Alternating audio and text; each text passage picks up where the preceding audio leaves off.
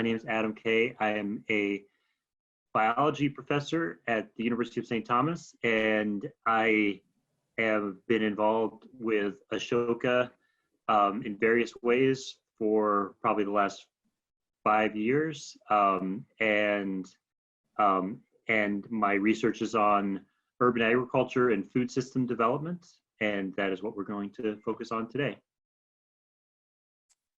Hi, I'm Sofia. I am a student at St. Thomas. I'm a bio major, graduating this spring, and I studied urban agriculture last summer and did a study abroad with Maggie and Adam, where we also studied urban agriculture in South Africa. And yeah, I think that's a little bit about me. Awesome. And I'm Maggie. I'm a current sophomore at St. Thomas, and I'm a biology of global health major. And my connection initially to Adam and Sofia was through Brightside, which is a produce distribution nonprofit that was founded at St. Thomas that I was involved with. And through that, I got connected to go on this study abroad experience that we'll touch on last summer in Cape Town, South Africa with these two. I'm a sophomore at St. Thomas studying electrical engineering. My interest in the urban agriculture movement kind of started freshman year. I had a English class that was sustainability focused, and we talked a lot about space and place and what it means to have a green environment. Well, this wasn't as much of the focus of the class, but what I was interested in was what it's like to have a green environment in an urban setting. Personally, I grew up in a very outdoorsy place, and so that was one thing I was really missing as I came to St. Thomas. So that's a little bit about my interests. And then I found that St. Kate's down the street has a community garden that I was a part of for a little bit. So awesome. Can you say that last piece again? It blinked out. You founded what? No, I didn't found anything. I was a part of a community garden at St. Kate's down the street from St. Thomas. And so I really enjoyed being a part of that. It was run by, there's a group of sisters affiliated with St. Kate's, and they run the garden and give the food to their, they also have a food shelf kind of thing. That's right. Okay, awesome. Well, glad you're here. I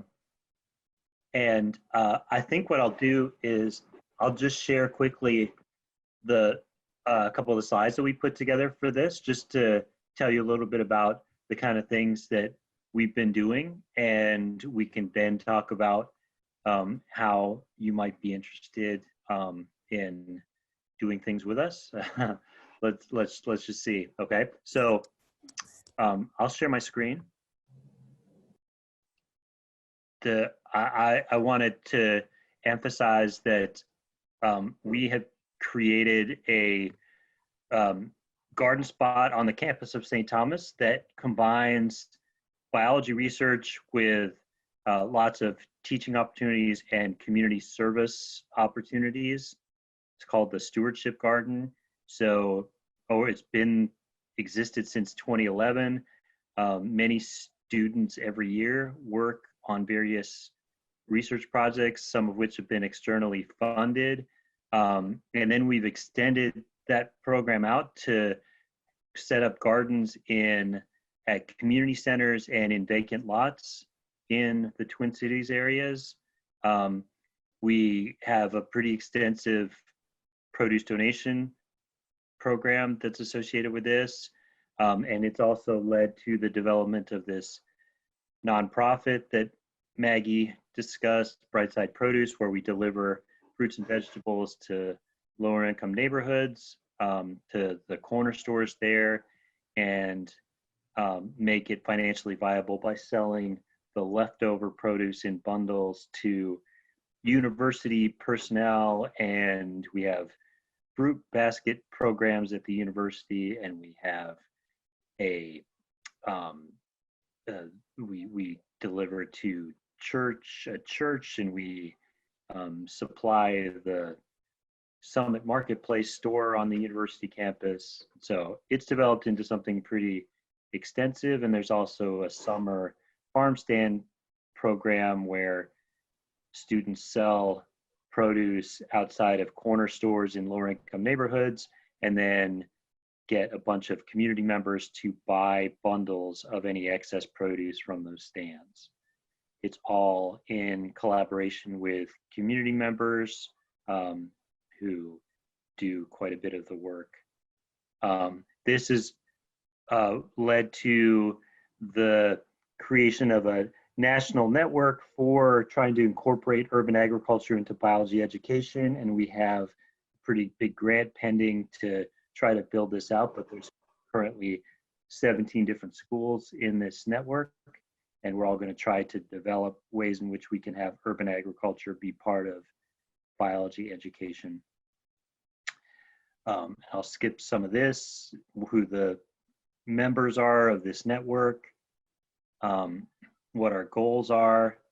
But what I want to just emphasize now, to have Maggie and Sofia talk a little bit, is that we've been connecting urban agriculture work to study abroad experiences. And so the three of us all went to Cape Town, South Africa last year to work on urban farming projects in Cape Town. And so this is in one of the townships called Khayelitsha in Cape Town, and we worked on these farms with youth and some of the farm leaders. And here's just us doing some soil testing with them, but we did lots of hands-on work as well. And we ended up learning a ton about Cape Town inequities, but we also learned about how one can farm effectively on sandy soils in a lower income neighborhood, and all of the challenges and opportunities that they face. We also met a ton of great people, and I think we all went away from that feeling like we gained so much from that and such a rich educational experience. And then I also felt good that we were able to support the organization through our activities.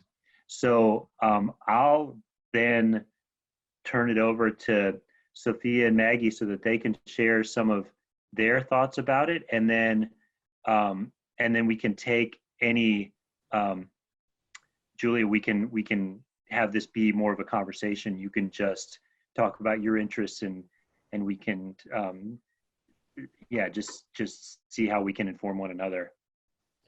I guess something that as Adam was talking that I was like reminded is that when we were there, we did this, like, to me, probably it was like very interesting, maybe not to everybody, but how we problem solved was like super cool, and using like the community's assets to like solve issues, and like doing how we discuss that basically. So I think, like Adam, you were talking about like their opportunities and their challenges. Like I think that's like really cool how you can use their opportunities as assets to solve their challenges, or like how they can then solve their challenges and things like that. So a few things that we ended up doing there was discussing, like they have soil quality issues where there's they have like poor soil because it's very sandy, and so using what they do have though as like a way to just kind of be like to reinvest in the community and like use their assets is something that we did. So what Maggie and I are doing right now is hopefully going to do some composting project there, where we use food waste that is from the community and turn it into compost so that it can like basically make the soil better to grow food in, because that's how, like, as you can see, a lot of folks they get their food and their nutrients and stuff like that. But so moral story is using their challenges as like or their opportunities to like solve their challenges, and I thought that was super interesting and super cool how we did that. Definitely, yeah. And like adding on to that, I thought that was probably my favorite part of this experience, was how collaborative it was, because I mean, I know for sure that it was kind of the, like, if I had to pick out a single biggest like learning experience of my life, this was it this past summer. And what I really liked about the trip as well was that it was something that I know I could not have had any kind of a grasp of, like the actual scale to which this occurs and how it exists in like real time, unless I had actually been there seeing it in action. Like I felt really comfortable. I feel pretty comfortable saying that like I felt like I needed to go abroad to learn about this the way that it deserves to be learned about. And so now, like Sofia mentioned, we're kind of trying to hopefully go back there. But yeah, something I'd like to add about the trip that I also liked, along with it being super collaborative, was how much there was to learn from each other in that aspect, and that it was kind of difficult to explain the experience to other people after we got back, just because it it was such a great mix of, you know, we were working in Kyalicha a few days a week, and then kind of in like a classroom setting a couple days a week, and then still getting to see this actual city of Cape Town and everything as well, of course. And it's really hard to explain to people what you were doing while you were there, what you were learning about and the work you were doing, because all that people really see is, you know, any pictures of like touristy things you were doing. But this trip was so much more in depth than that. But it also wasn't like a mission trip or anything like that. We weren't coming there to be heroes. It was such a learning experience for us. And yeah, I just feel like it was indefinitely valuable. And it's cool to see how, like you had talked about, Julia, like this can play a role in our own communities as well. Like we've seen through Brightside, and like you've experienced at St. Kate's and everything. And yeah, I just think that it's a really valuable like way of integrating like agriculture in an urban setting and all the learning experiences that can go along with that.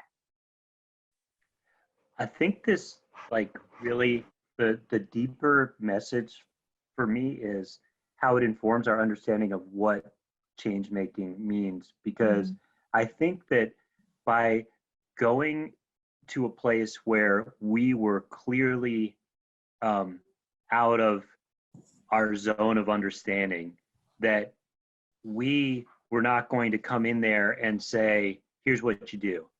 It was so obvious to everyone. And yet, like, I remember when we first got there and we started talking about what is your role, that people, the general presentation from people was, my role is just to listen, my role is just to learn. But then when we would interact with people in the community, they would say to us, we want you to work with us, we want you to be part of us. And when people started to realize, well, we also, yes, we know nothing, but we're young, we're vibrant, we have a lot of energy, we can at least like dig holes, but we also have some ideas and maybe can do other things too. And then feeling like this is like a legit partnership, because we are learning a ton from this, and yet we're also have the potential to make a contribution here. Yeah, it was really something that the community wanted, what we did, which was very validating, because like Adam was saying, it we did, like, at least I felt when I went there, like, oh, I just will listen to what they have to say. I'll like well, like basically I'll listen. That was what I was thinking. And we did a lot more than that, and it was really cool, and it was well accepted by the community. Like they wanted us to be there, and they wanted us, which was, I think, the difference between it being a mission project, or what was that word Maggie used, or Yeah, like a mission trip. It wasn't mission like a trip. savior's mission. Exactly. Yeah. So I thought that was It's one thing cool. Go ahead, sorry. it's a little bit harder to pull that off in the Twin Cities when you're here, you live here, because it's less obvious that you don't have particular insight. You do, you live here. So it's like, if you're setting up, if working with people on a community project, well, like it might be that you have expertise that people are going to turn to, and yet you should be in this humble position. So it's maybe a little bit, it's easier to take on that role of humility not having particular knowledge when you're in such a foreign setting like that. Yeah, definitely. And it was really humbling, I thought, like realizing how much you don't know and how much of an opportunity you have to learn from other people. But also then, like Sofia mentioned, along the way, we realized that we had something valuable to add to the project as well. And half of that was just, being young and having energy, like motivation to do something. And that was especially validating because I feel like in a lot of settings, being young isn't considered to be an asset. It's kind of associated with like a lack of experience or whatever. But that kind of really made me realize just how valuable just the energy is. People sometimes lose that as they get older, I feel like. And I don't know, it was really cool to see how we could contribute to something and they were asking for it. And we weren't just coming in with like a mission of something that we wanted to do, because I feel like that's a pretty common criticism of like American like change making abroad, is that people come in and do things and they don't have insight into the actual communities that they're serving, and it's not collaborative, and it ends up not always doing as much good as was maybe intended. And so the collaboration was really cool. Julia, do you have any particular thoughts that you'd like to share, or anything that you would like for us to emphasize? Yeah, I just had a few questions. So how long were you in South Africa? So we were there for like 3.5 weeks. And then one member of like kind of our crew was there, not actually as part of the class technically, but doing research there. And so he was there for pretty much the whole summer then. But we were there for a little under a month. Cool. And then so when you came back, there was like a kind of final project that you did. Is this part of it, or? I guess I'm kind of trying to understand a little bit more about the program. Yeah, so our class was basically just to do research there and collaborate with the community. So we attempted to they have snails in South Africa that eat all of their produce. So we did a trial run of, apparently snails like beer, so we set up beer cans throughout like the garden, and in hopes that they would come and get stuck in the beer cans, because we Googled it and that was a solution. And we did a little bit more research than just Google, but it did work, and that was about the end though. But we did a lot more with composting and collaborating with the community, and I don't know, just doing research on like their soil quality. We did soil quality testing throughout the Khayelitsha township. Folks brought their soil to us and we tested it. Yeah. Go ahead. Yeah, and just with the course as well, while we were learning about urban agriculture and like the biology behind that and how that plays out, we learned a lot about Cape Town as well, and how the inequity there came to be and everything. And the title of our course was Urban Agriculture and Social Innovation in Cape Town. And like when I got back, I kind of described it as like, I don't know, it ended up being kind of like half upper level biology class and half like how to be a responsible global citizen. Because especially I'm a sophomore as well, and how the biology curriculum is set up at St. Thomas is there's 3 general bios that everybody takes. And so I was the only one on the trip that hadn't taken the 3rd one yet, which is biology of sustainability. And so this trip was a huge eye-opener for me, just learning from like Adam and the other students on the trip about how climate change is impacting like Cape Town especially. And there was just, it was a lot broader than I thought that it was going to end up being, and I was grateful for it. So just to welcome other guests, and feel free to chime in at any time if you want more information about what we've talked about, or if you would like to add any of your thoughts too.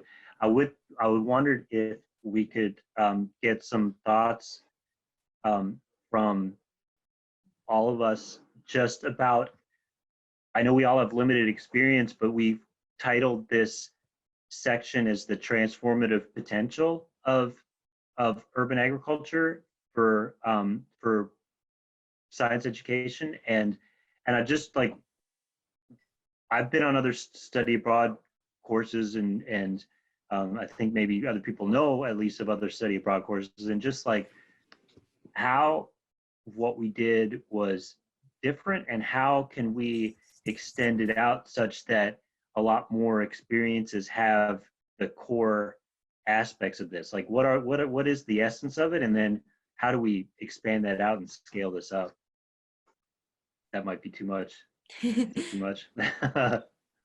Well, something that I could add, I kind of touched on it earlier, is I feel like just the location to begin with of where we were was so like out of the breadth of anywhere else that I had been. And I feel like a lot of people think that they probably might not even go to Africa in their whole entire lives. So that in itself was kind of crazy. And just seeing how the global South views different issues in comparison to how maybe a lot of Americans might. And so being immersed in that, I wouldn't have had any of that kind of insight if it had just been here. And I like the way I kind of describe it to people is like, it's one thing to go somewhere where maybe, the language is the same as yours potentially, and the people look just like you potentially, and their lives may or may not be fairly similar to how yours are on a day-to-day basis. And so going here was completely different from that. And I can honestly say that never before had I been a person, like I'd never been in the minority as a white person either. And so there's just so many experiences kind of like entrenched within this larger study abroad. And yeah, I would just stress again that I know that I would never have gotten a full understanding of how urban agriculture is actually playing a global role. Although, of course, it also plays a local one. Well, and I also think that biology courses tend to exclude the social justice part of our world, which is unfortunate. But I don't think you get into like the social justice until maybe your upper level courses. And even then, I think that this is maybe one of 3 courses that had like even a somewhat lens that we looked through that was social justice for maybe a unit. And I think that's unfortunate because biology is very much impacted by like by race, by geography, by class, all of it. It's like ability. And I think that doing the study abroad helps inform those things better through like a biology lens and things like that. So I thought it was really very beneficial in that way too.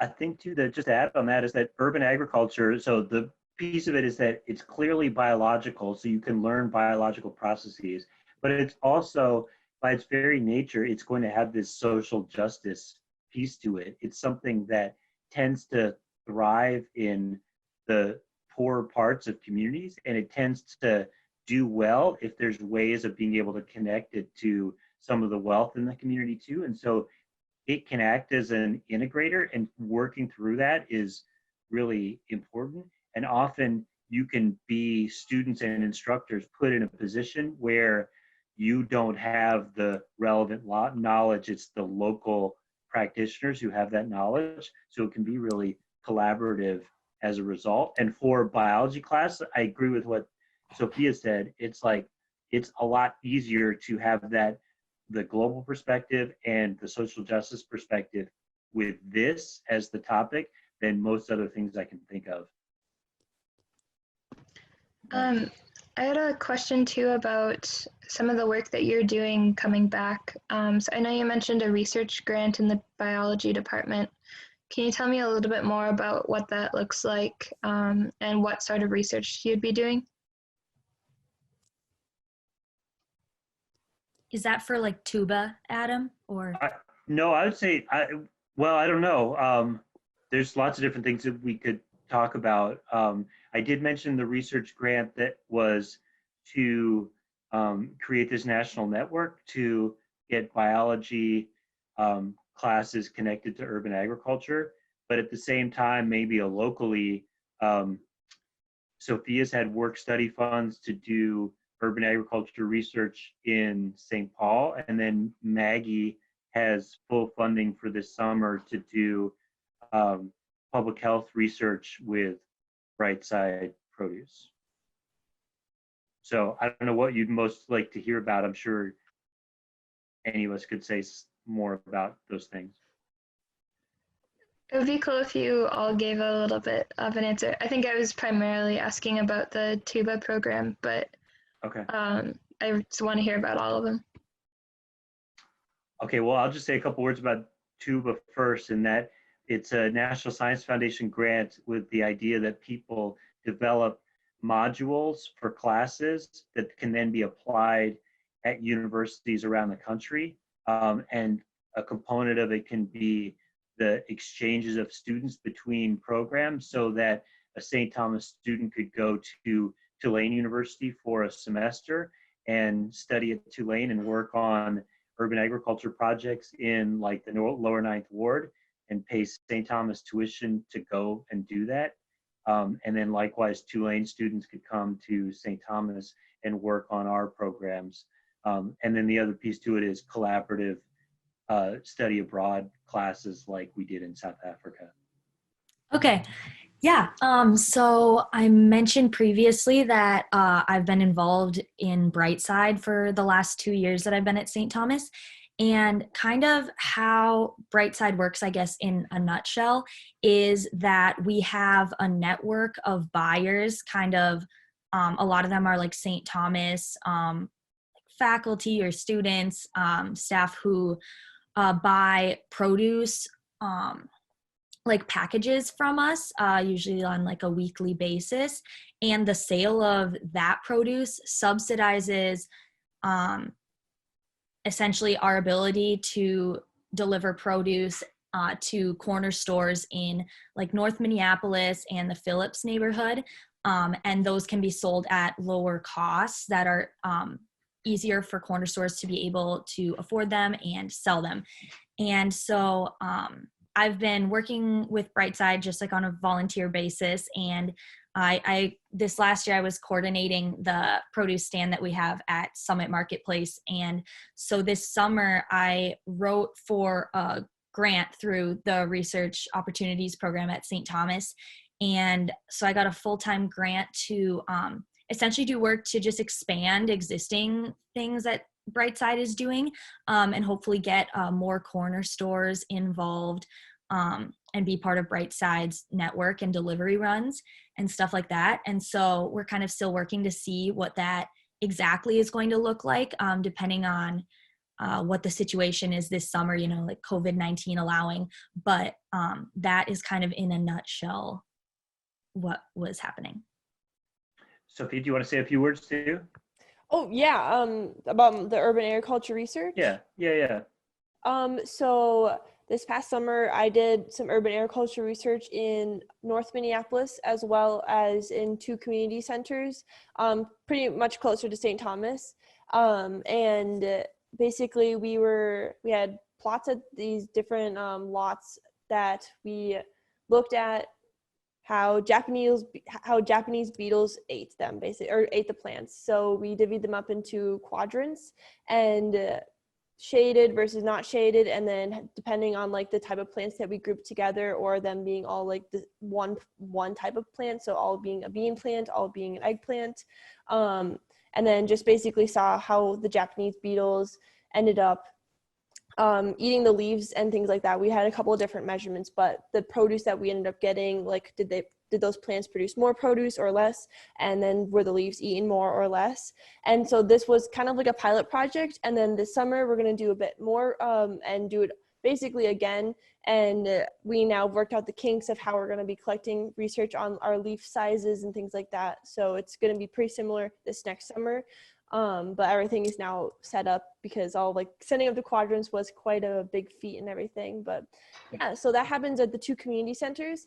And then on a vacant lot in North Minneapolis, we have and I didn't set this one up, another student did, but he basically set up an entire garden on a vacant lot so that we then grow produce there, and that is donated to Brightside as well as Catholic Charities. And so, or Catholic Charities, and then there's one other that we donate to. Keystone, right, yeah, and Keystone.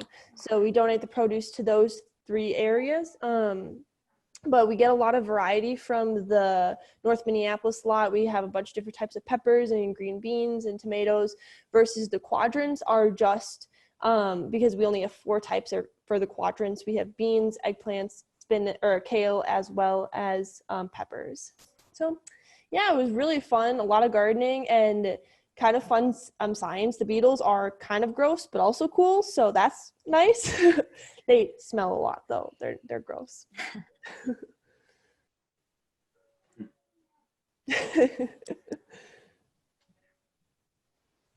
So Luciana, we can keep chatting indefinitely, or are we supposed to stop, or what? How is this supposed to The session ends at 7, but if you want to like share a little bit more, I can stay with you for the next 10 minutes with 10 minutes work. Or if you want, if no one has anything to add, then we can all end our days. Okay. Whatever you decide. Yeah. Anything else that we could share with anybody here?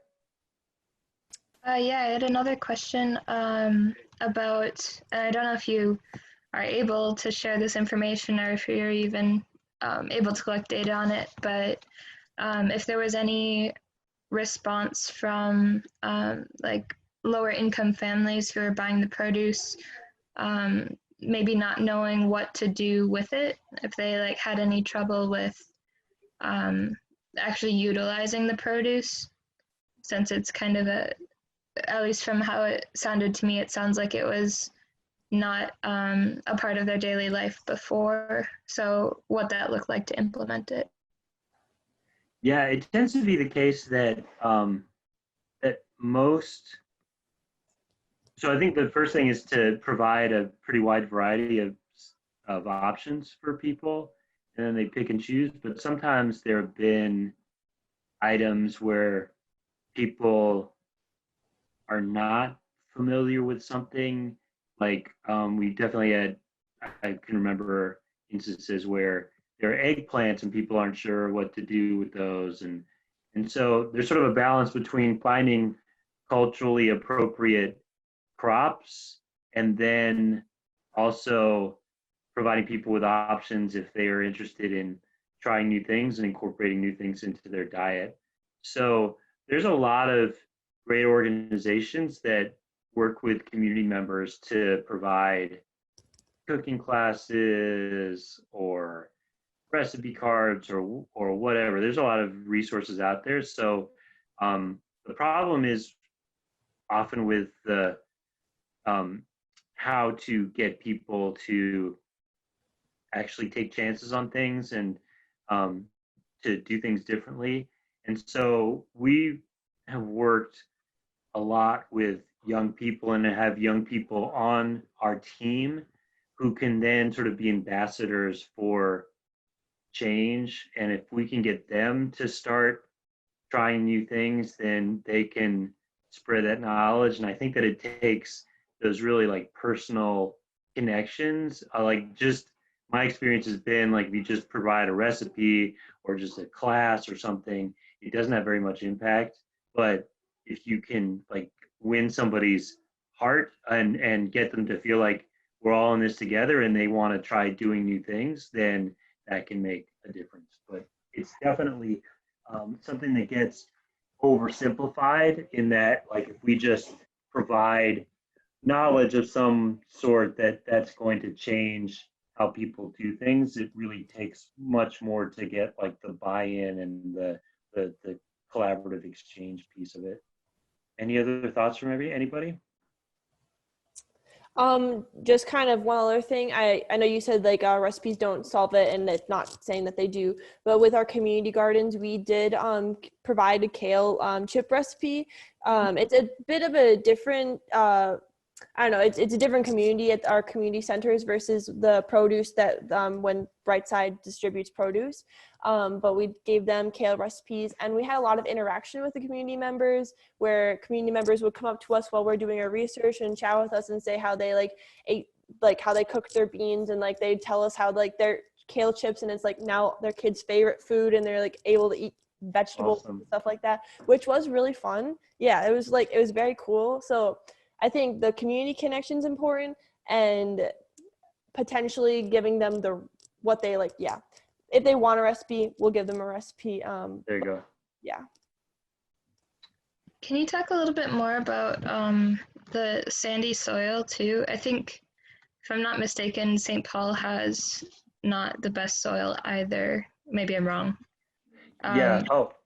What did you do to fix it? That is a great question. So the St. Paul soils are okay, and if you go further to the north from the Twin Cities, the soil gets a lot sandier, and sandy soil provides some pretty significant challenges for agriculture, particularly with water retention, but there's some other issues too, and there's pH issues that are important. But Cape Town's a whole nother ballgame, because the townships were just from the apartheid era. They moved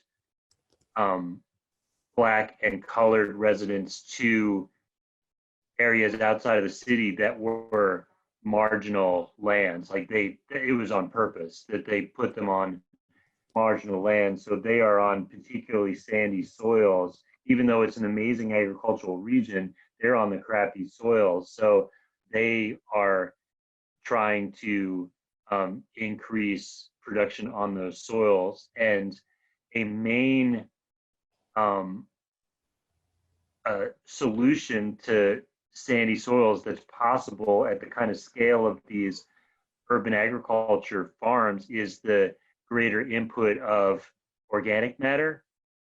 And so Sofia and Maggie have worked with another student to try to develop a business model for being able to massively ramp up food waste composting so that they can actually start bringing more organic matter into the soil to, I think it could have a huge impact on the productivity of these areas. You have really good questions. Yeah, totally. That was a really, not many people have asked a question like that. Well, Julie, I hope you stay in touch with us. Like, reach out to any one of us if you're interested in doing something with Brightside, or you're interested into urban agriculture research at St. Thomas. Probably not this summer, but next summer, right? Next summer we'll be back to, well, we won't be back to normal, but we'll be there next summer. And even this summer, we might be doing some growing operations in the community, just more of like a community service type thing, because we're not going to be allowed to do any sort of data collection this summer. I'm almost sure of it, but I think that we're going to have a lot of like volunteer activities for trying to just make fresh vegetables more of an option for people in this really difficult time. Yeah, thank you for sharing. I'd love to stay connected, especially next summer. I'm planning on doing a study abroad senior design class for engineering. And we're working in Amman, Jordan, which is also a very arid place. And if I'm not wrong, I'm not exactly sure what the project is yet, but they said it had to do with greenhouse control and using the right amount of water, because it's a very arid place. So water is a precious resource. So I'd love to talk more about that. Yeah, that totally. is awesome. Yeah, and I know about that program, so that'll be really fun. Really, really great. Cool. All right. Well, I'll send you an email next summer when I get there. Okay. Yeah, that sounds great. Thank you so much. Yep. Yeah. Awesome. Luciana, thanks so much for for watching over things and for helping us out. No, thank you. This was so interesting. I don't know anything about urban agriculture, so this was very enlightening. That's great. Thank you. Thank you so much. Thank you. Okay, have a good rest of your afternoon. Bye. Thank Bye. you. Bye. All right. Thank Bye. you. Take care. Bye.